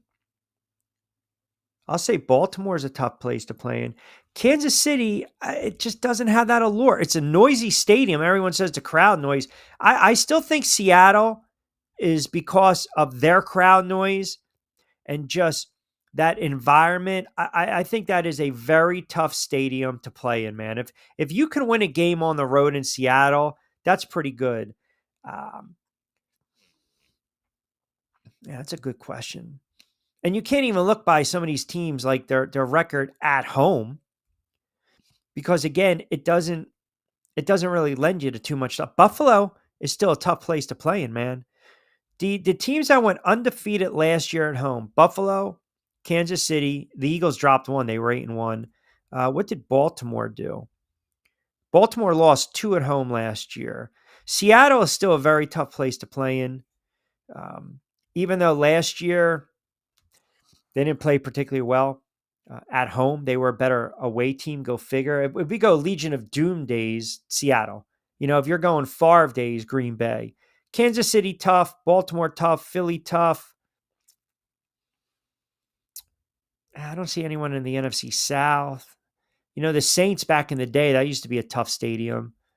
Arizona, no. The Rams, no. I would say, back me in a corner right now, Buffalo, Kansas City, Baltimore, and Philly. Denver. All right, there you go. Thank you. I overlooked Denver. Denver's always a very tough place to play in. Yep. Bronco Ball, Mile High. Yep. They were 6-2 last year at home. Yep. That's a good one. Denver. Remember, too, you're talking altitude. You're talking the crowd. They pipe in that crowd noise, some of these stadiums. Cold weather. I don't want to go to Denver in December at 4:25 kickoff. No way. No. I don't want to go to Seattle 4:25 in November, December. Hell, I don't want to go to Philly in January, 8:00 kickoff in that nonsense with that weather. So yeah, those are 4 or 5 teams that I think home field advantage, but I don't believe home field's like it was, years and years ago, man. Remember like the old adage, Tampa Bay, no way Tampa Bay is going to come from Florida into Philly under 30-something degrees and go on the road and win. And what happens? Blaine Bishop gets that bad angle and Joe Jervis is still running. Rondé Barber just picked McNabb again. I mean, we've seen teams go on the road and pull off upsets. The Giants not only won an NFC championship game in Green Bay, but they also won a divisional round. The Giants won 2 playoff games in Green Bay. The Giants have won in Candlestick. Remember years ago, Pittsburgh used to have top seed. How many big games did Pittsburgh Steelers lose at home? 3 Rivers, the new stadium, AFC championships. Home field's not like it used to be in the NFL. It's not. But come playoff time, it is a factor. It's definitely a factor. When you talk about some of these teams in the East Coast, I mean, look, the Rams, to their credit, did they really want to come in the snow and play the Eagles? They played them tough, but that weather was conducive to the Philadelphia Eagles. That weather was tailor-made for the Philadelphia Eagles. In the trenches, muck it up, and hand the ball off to Saquon and let your defense do the rest. The Rams want to drop back and pass. I mean, the fact that Matthew Stafford in those conditions, just to give you an idea, I pulled up the box score from that game. Stafford in just a downpour of snow, a blizzard, dropped back to pass 44 times and threw for 324 yards. He played phenomenal in those conditions. Hurts dropped back to pass 20, but he didn't have to do anything because Saquon had 26 touches for 200 yards. They rushed the ball 34 times for 285 yards in the snow. So in that regard, weather-wise, home field, January, you don't want to play in Philly. You don't. But the Rams, to Scott's point, they gave them their toughest test in the playoffs because they waxed Washington in the NFC Championship. They waxed them. And Green Bay they weren't ready for that game. They just weren't. Look, the Eagles were a great team last year. Phenomenal team. They were a phenomenal team. Detroit, Washington. I'm not ready to say Green Bay. Man, I know I'm going to get killed for saying this, but if the 49ers were actually a healthy team, and we saw the 49ers from a couple years ago, you can make the case the 49ers should have won that NFC championship, but Brock Purdy got hurt. I mean, they were left with, the running backs, in a shotgun position. That must have been, you want to talk about frustrating losses. If you are a San Francisco fan, that's probably as frustrating as a loss as that you probably had to endure. I mean, you get all the way, you beat Seattle, you beat Dallas, you get to Philly, and your quarterback gets knocked out early. Your quarterback gets knocked out early, but yet that's a 7-7 game in the second quarter.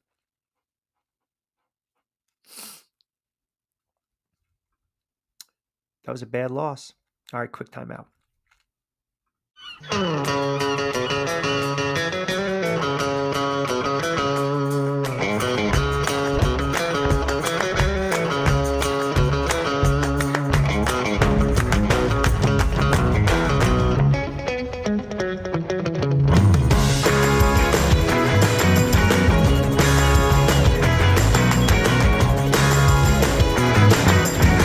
This is what the Down Beach Seafood Fest is all about. It's about community, it's about friends, it's about culture, right? The food culture in Atlantic County is rich.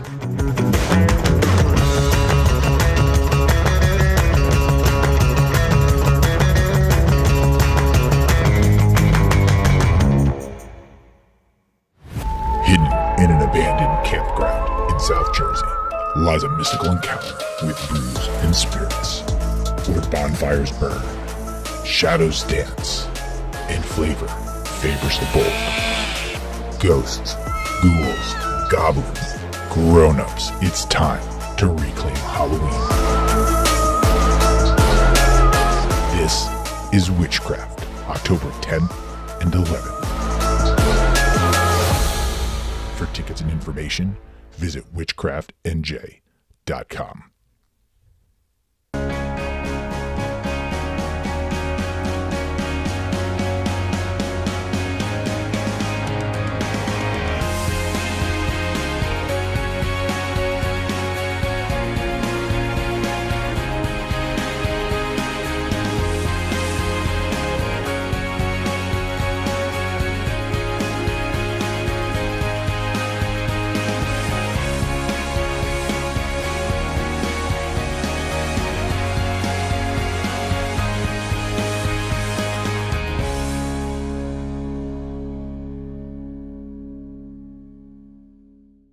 Hi, I'm Bruce Pascoe. I'm very fortunate. Years ago, I found something that I genuinely like to do, and it's something that helps other people. What I do is help people transition from traditional health insurance into Medicare. I've been doing it here in Atlantic County for more than 20 years. If you're getting ready for Medicare, call me for a free consultation. 609-484-9800.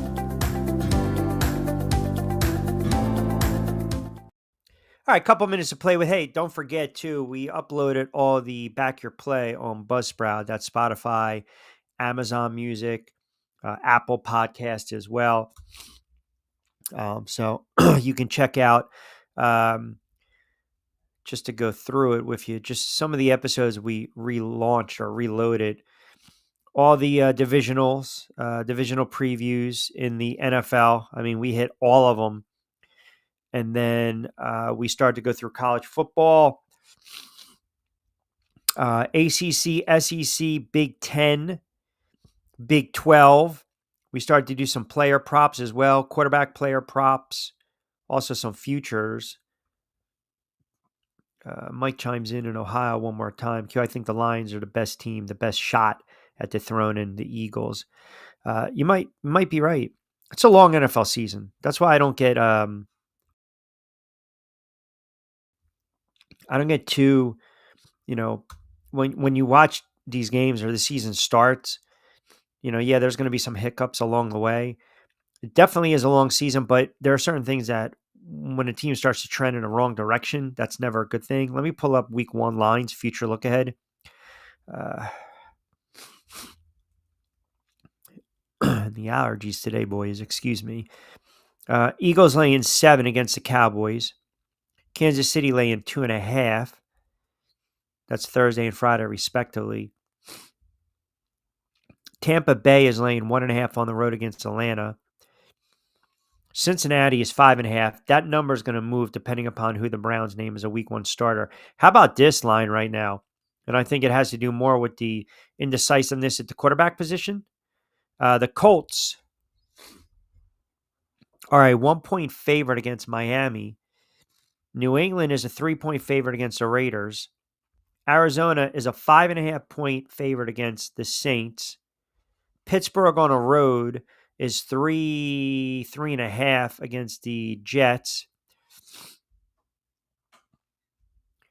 Washington is laying one of the largest numbers, 7 over the Giants. I think that might close at 7.5, 8. Jacksonville, 3-point home favorite.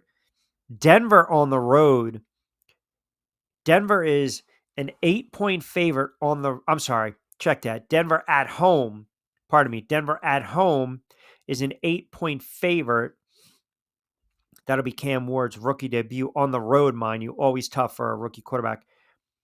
San Fran on the road, 2.5-point favorite over Seattle. The Lions are a 1.5-point dog against Green Bay. Green Bay's hosting that one. The Rams at home. I have a feeling that a lot of people are going to put money on the Rams. I just have a sneaky suspicion. Rams 3 at home. Buffalo, that might be the game in a weekend. The Ravens and the Bills. The Bills are a 1.5 point favorite, and then Minnesota on the road, 1 point favorite over Chicago. And I know, like I said, these look ahead lines, just to give you an idea of why I think the Giants are going to struggle. The Giants are dogs against Dallas. They should be 4.5, 5-point dogs against them. The Giants will be dogs against Kansas City. They might be a 10-point dog in that one. The Giants will be a dog. Well, there you go. Now it changes. So we mentioned where would we see the Giants, their first favorite on the road against the Saints. Right now, the Giants are laying 1.5. Go figure. 1.5. That's crazy. But nonetheless, all the pods are up there. And like I said, you can get it on Amazon Podcast, Spotify, Amazon Music, Podcast Addict, Podchaser, Podcast Index. That's Back Your Play, powered from our good friends over at Fresh Roasted Coffee. Don't forget, we are on Triax57. As always, we encourage you guys to get social with us. Very easy to do. IG and X. Check out their Facebook page, Triax57.com. You can follow me on X and on IG and YouTube at Rich Q on Q, TikTok Rich Q on the mic on this Monday edition of Middays with Q. No plays for today. Wasn't really feeling anything, to be quite honest with you guys. Marlins minus 130. Look at that.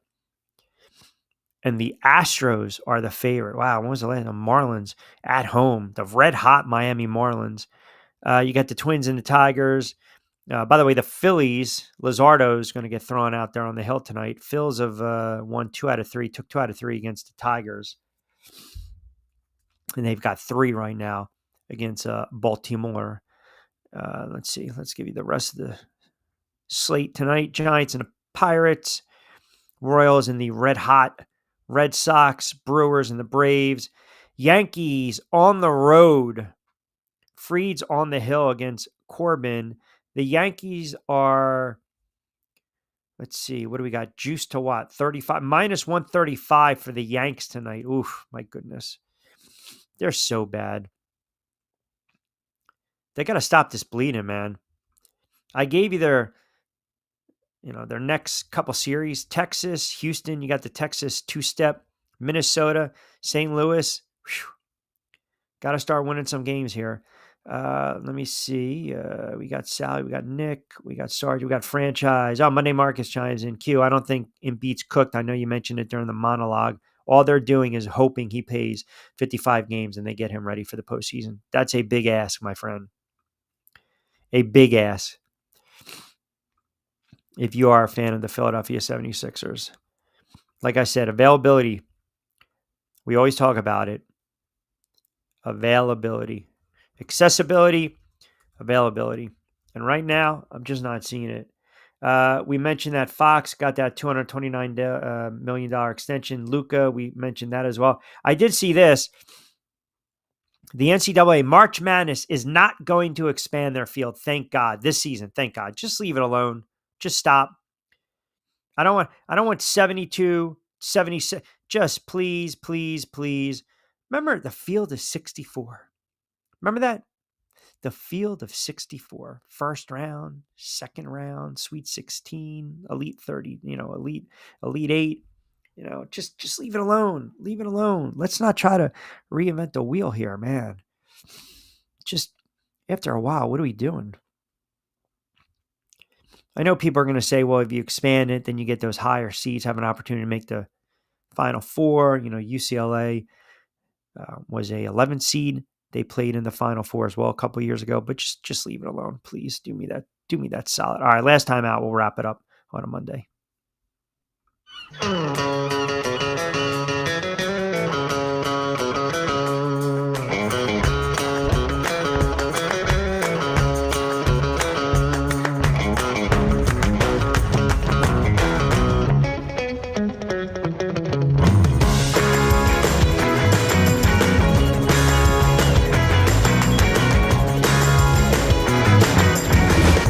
what the Down Beach Seafood Fest is all about. It's about community, it's about friends, it's about culture, right? The food culture in Atlantic County is rich.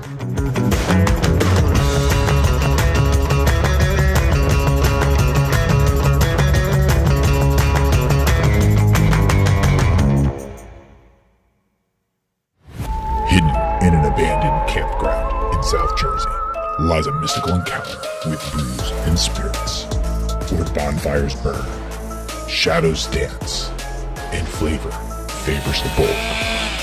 Ghosts, ghouls, goblins, grown-ups, it's time to reclaim Halloween.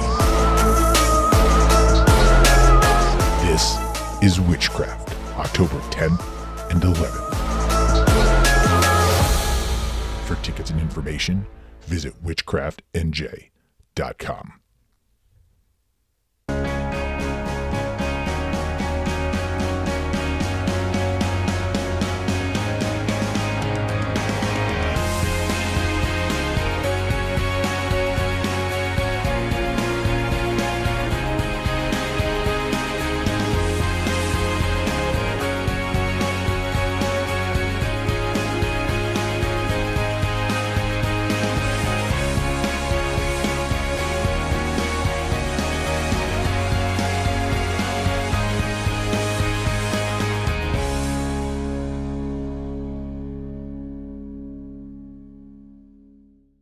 Hi, I'm Bruce Pascoe. I'm very fortunate. Years ago, I found something that I genuinely like to do, and it's something that helps other people. What I do is help people transition from traditional health insurance into Medicare. I've been doing it here in Atlantic County for more than 20 years. If you're getting ready for Medicare, call me for a free consultation. 609-484-9800. All right, a couple minutes before we get out of here. Remember, we are on the road tomorrow. We'll be back in the saddle on Wednesday. So no Costco this week. He's enjoying his birthday. So we'll have Steve Gardner on Wednesday. We'll also have Lloyd on Wednesday, then bump him to Thursday. Bueller on Friday. Jovan Alford, we're going to try to track him down. Also, as I mentioned, James Hasty, former second-team All-Pro with Kansas City, drafted by the Jets. We want to talk a little football with him. He's got a unique data tool, AI-generated tool that he's going to implement or has been implementing, hopefully get the attention of the NFL. Going to talk a little boxing, too, later on in the week. Also, shout out Louisiana Spice, WABA. They got their first win of the season, even though they came back Sunday and lost to Mississippi, 1-3. Having a blast calling those games. You guys got to check it out. Women's ABA. womensaba.com. Follow all the teams on social media, their YouTube channel. They got some really, really good teams. Team in Carolina is undefeated. Mississippi was 2-0, now 2-2. Now they're 3-2. A couple teams in Maryland and DC. And the Jersey Shore Breaks of the TBL, they play tonight, Jersey Shore Basketball League in the playoffs as well. So they got an opportunity to make it to the finals. So a lot of good hoops going on up and down the East Coast, and I really enjoy a lot of these leagues. Fights coming up this weekend, Hard Rock, that's R&B Promotions, Alex Barbosa. That'll be a real good card. I'm going to highlight that and preview that on Friday's show as well, see if I can get a couple of the fighters to jump on for a couple moments. They'll do the weigh-ins Friday, and then the fights are Saturday in the inside the Sound Waves.